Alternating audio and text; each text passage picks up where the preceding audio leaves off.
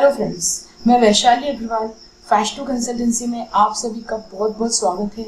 आज का हमारा टॉपिक है फर्स्ट एड।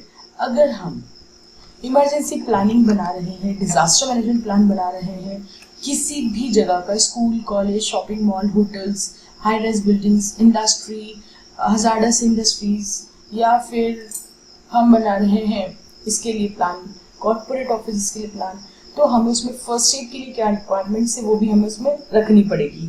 तो देखिए, एम्बुलेंस सबसे पहले आप देखिए, एक तो ऐसा दिखता है क्लियर और एक ही उल्टा सा दिखता है, क्योंकि अगर कोई गाड़ी में से, कांच में से देखे तो उसे ये वाला एम्बुलेंस सीधा दिखे, राइट, और उसे रास्ता दे सके वो, इसलिए इस तरह से दोनों तरह से लिखा जाता है।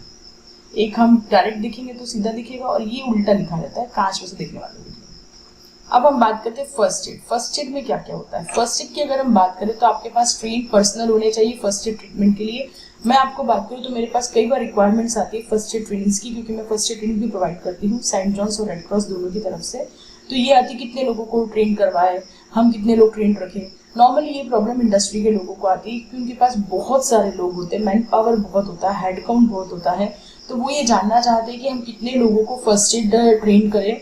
तो अगर हम बात करें फैक्ट्रीज एक्ट की, मैं स्पेशली एमपी के फैक्ट्रीज एक्ट और रूल्स की बात करूंगी, तो क्लियरली उसमें ये मेंशन नहीं है कि कितने लोग होना चाहिए। अब अगर हम पर पर्सन या कितने पर्सन होना चाहिए ऐसा बोले तो वो नहीं मेंशन है रूल्स और एक्ट्स में, लेकिन हाँ सफिशिएंट अमाउंट में होना चाहिए जरूर मेंशन है, इनफ होना चाहिए ये जरूर मेंशन है।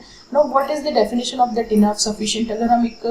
अगर हम रफली बात करें, जो कि हम जनरली इंडस्ट्रीज में करवाते हैं या फिर हमने देखा है, हम जब खुद वर्क करते थे तो हम करते थे वैसा ही।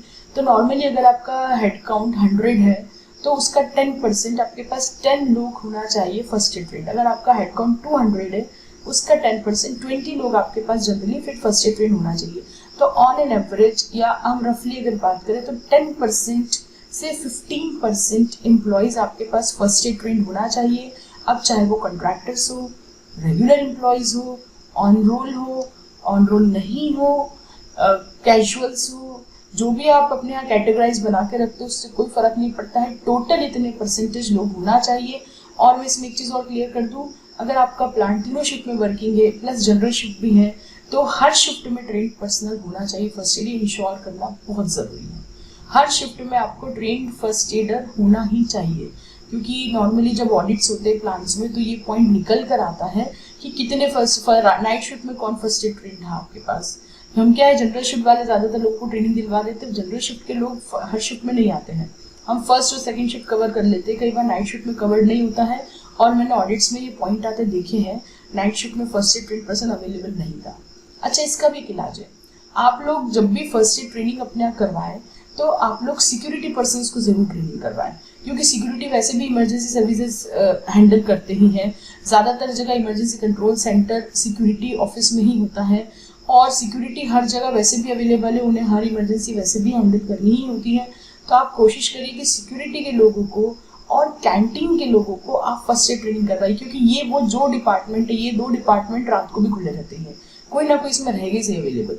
सिक्योरिटी तो है ऑलवेज अवेलेबल रहेगी 24/7। तो इन लोगों को ट्रेनिंग करवा देने से आपका ऑडिट का वो पॉइंट भी क्लोज हो जाता है, क्योंकि एम्प्लॉयज तो शिफ्ट चेंज होती रहती है लेकिन सिक्योरिटी हमेशा अवेलेबल रहेगा। तो आप सिक्योरिटी में से नाइट शिफ्ट के लोगों को जरूर ट्रेनिंग करवाएं। तो train personal for first aid treatment होना जरूरी है। और उसके अलावा डिसाइड करने दीजिए स्टेप्स क्या लेने हैं, किस टाइप के इक्विपमेंट रखने, किस तरह की सप्लाईज रखनी है फर्स्ट एड के लिए और कितनी क्वांटिटी में रखनी है, आपको डिसाइड करना पड़ेगा। Establish first aid station and treatment centre. देखिए, ये दो पॉइंट्स इतने महत्वपूर्ण है, मैं इसके बारे में और बात करना चाहती हूँ। नॉर्मली क्या होता है, जैसे जहाँ पे एम्प्लॉयज कम है, मैन पावर कम है, वो लोग पास में डॉक्टर से या हॉस्पिटल से टाई अप कर लेते हैं कि हमें कुछ भी इमरजेंसी हो हम फटाफट वहाँ भेज देंगे। लेकिन अगर जाम लग गया तो फटाफट कैसे भेज पाएंगे? आप कैसे भेजेंगे? आपके पास एम्बुलेंस होनी चाहिए। नॉर्मली जो प्लांट्स में मैन पावर कम रहता है वहाँ पे वो लोग जो है एम्बुलेंस भी नहीं करते हैं, हम 2 व्हीलर पे बिठा के ले जाएंगे ऐसा बोल देते वो लोग। तो आपके यहाँ एटलीस्ट डॉक्टर राउंड पर आए, विजिट पर आए, कुछ तो आए। अगर आपके पास एक छोटा सा स्टेशन आपने बना रखा है, मेडिकल स्टेशन या फर्स्ट एड स्टेशन या एम्बुलेंस रूम या मेडिकल रूम, व्हाट्सएवर जो भी आप उसे नाम दे, कुछ ना कुछ तो आपको बनाना पड़ेगा इंडस्ट्री में।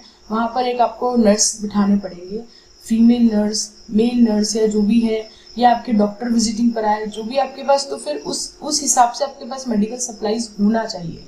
जैसे आपके यहाँ अगर सांप निकल रहे हो, बिच्छू निकल रहे हो, प्लांट ऐसा है, वर्किंग ऐसा है। तो जिस तरह का हजार्ड या खतरे आपके यहाँ ज़्यादा हैं, उस तरह का फर्स्ट एड का सप्लाई आपके पास प्लांट में मौजूद होना चाहिए। आप बोलोगे हमने वो टाई अप कर रखा है, वहाँ भेज देंगे, तो वो टाई अप हॉस्पिटल को भी ये जानकारी हो कि आपके यहाँ ये वाली इमरजेंसी हो सकती है, तो वो उसका वो रखे।